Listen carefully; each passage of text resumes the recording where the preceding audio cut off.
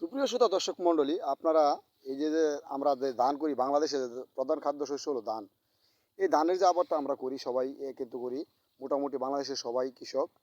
কিন্তু আসলে কৃষকের যে একটা যে সমস্যা, হিজা মরার সমস্যা, এই হিজা মরার সমস্যা নিয়ে কিন্তু ব্যাপকভাবে একটা সমালোচনা চলছে। এখন কিন্তু ধান পাকার সিজন, ধান পাকার মৌসুম, যে কথাটা আমি বলছিলাম। এই যে দেখেন, আপনাদেরকে আমি একটা দেখাই। এখানে কিন্তু এই যে এই হিজারা কিন্তু মারা গেছে। এই হিজারা কিন্তু কোনো ধান নেই, এটা কিন্তু শুধু চুচা, যেটা আমাকে গ্রাম বাংলায় ভাষায় বলি যে এটা চুচা হয়ে গেছে। আর এখানে দেখেন, এই যে আরেকটা হিজা আমি আপনাদের দেখাচ্ছি, যে এই হিজাটা কিন্তু দেখেন, এই হিজাটা কিন্তু চিড়ি।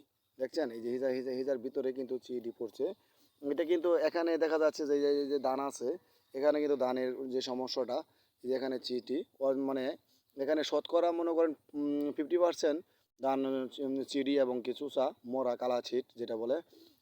এই যে মনে করেন, এই যে এখানে যারা যে আবাদটা করছে, যে কৃষক আবাদটা করছে, এখানে যে যে ধানটা আপনাদের দেখাতেছি আমি, যে ধানটা দেখেন, এই ধানটা কিন্তু মনে করেন যে যে যে সিসা যে আছে, এখানে হিজাটা পুরোটাই কিন্তু কালারিং আসছে। যে কালারটা আসছে, যে মরা কালা ছিট, এখানে যে কালার ছিট দেখা যাচ্ছে। এত এত টাকা পরিশ্রম করে, এত টাকা খরচ করে একজন কৃষক যখন সে ফসল ফলায় মাঠে, তখন কিন্তু এই ফসল যদি তার খারাপ হয়ে যায়, তো আর মানসিকতা কিন্তু অনেকটাই খারাপ হয়ে যায়। এরপরেও তো এখন যে সিজন, যে বর্ষাকালের সিজন চলে আসতেছে অলরেডি, গ্রীষ্মকাল সিজন, এখানে বৃষ্টি হওয়ার সম্ভাবনা বেশি। এবং কি সে বৃষ্টির কারণে কিন্তু আপনার ফসলের ক্ষতি হতে পারে, এখানে বিভিন্ন ধরনের আবাদও ক্ষতি হতে পারে। এই যে যে হিজা মরার কথাটা আমি বলছিলাম, এই হিজা মরার সমস্যা নিয়ে, এই হিজা মরার সমস্যা কিন্তু অলরেডি রয়েই গেছে ক্ষেতের ভিতরে। এরপর আরেকটা সমস্যা দেখেন, এখানে কিন্তু এই ধান পাকা ধরেছে। এটা এই ধান কিন্তু কাঁচকলা পাকা, কিন্তু তার সাথে কিন্তু আরেকটা হিজা আছে, ধানের হিজা। এই হিজাটা কিন্তু এখনও চাউলে পেট ভরে নাই, যেটাকে বলে একদম দুধে পেট ভরে নাই, চাউলে পেট ভরে নাই। এজন্য কিন্তু এই হিজাটা কিন্তু আমরা বেশিরভাগ মনে করেন এটার সাথে কিন্তু এটা তাল মিলাতে পারবে না। যখন কৃষক এই ধানটা কাটতে যাবে, তখন কিন্তু এই ধানটা পাকবে না। এখানে যে সমস্যাটা আমি আবার বলতেছিলাম, আপনাদের কাছে বারবার বলতেছিলাম, যে হিজা মরার সমস্যা নিয়ে কিন্তু একজন কৃষক খুব হতাশায় ভুগতেছে। এটা কিন্তু অনেক কিছু করার ছিল, এখানে মনে করেন অনেক বিষ প্রয়োগ করেছে, অনেক কিছুই প্রয়োগ করেছে। তারপরে কিন্তু মনে করেন একজন কৃষক সে তার ফসলের আবাদ, যে ফসল পরিমাণ করতেছে, এই ফলন কিন্তু সঠিকভাবে আদায় করতে পারেনি। এই যে দেখেন, এটা কিন্তু এই যে হিজা মরার যে রোগটা, এই রোগটা যে কী জন্য আসছে এটা কেউ বলতে পারে না। এখানে যে আরেকটা দেখেন, এই যে হিজা মরার রোগটা, এটা কিন্তু হিজাম মরে গেছে। এই হিজাম মরার রোগটা কিন্তু একটা কঠিন সমস্যায় পড়েছে একজন কৃষকের সাথে।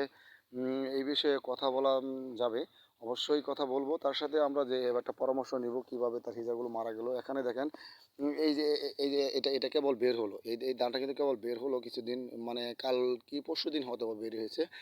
এখানে কিন্তু দেখা যায় যে এই ধানটা কিন্তু পেকে গেছে, এই যে ধানটা কিন্তু অলরেডি পেকে গেছে এই ধানটা।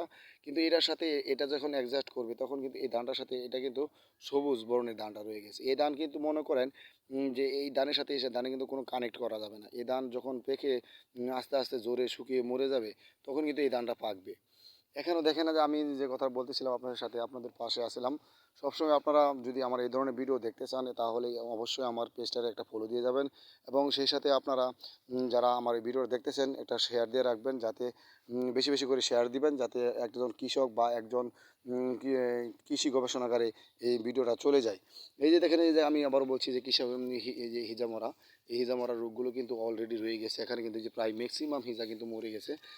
দেখেন এখানে যে শতকরা মনে করেন যে 80% ধান হিজা মরা। এই 80% হিজা মরা নিয়ে কিন্তু আমি যে কথা বলতেছিলাম, কৃষকে কিন্তু বিভিন্ন ধরনের এই ড্রপ, বিভিন্ন ধরনের বীজ, বিভিন্ন ধরনের সার, বিভিন্ন ধরনের পটাশ মটাশ, এগুলো কিন্তু ব্যবহার করেছে। কিন্তু তার ক্ষেত্রেও এই ধানের যে ফলন মরা বা হিজা মরা, কিন্তু এটা কিন্তু একটা কঠিন রোগ হয়ে দাঁড়িয়েছে বর্তমানে। আমি আবারও বলছি যে আপনাদের যে কথাটা আমি বারবার বলতে চাইছিলাম, সুন্দর, আপনারা ভিডিওটা ভালো লাগলে অবশ্যই একটা শেয়ার দিবেন এবং কি একটা ফলো দিয়ে রাখবেন। এই ধরনের ভিডিও পেতে চাইলে আপনারা অবশ্যই আমাকে ফলো করবেন, আমার পেজটাকে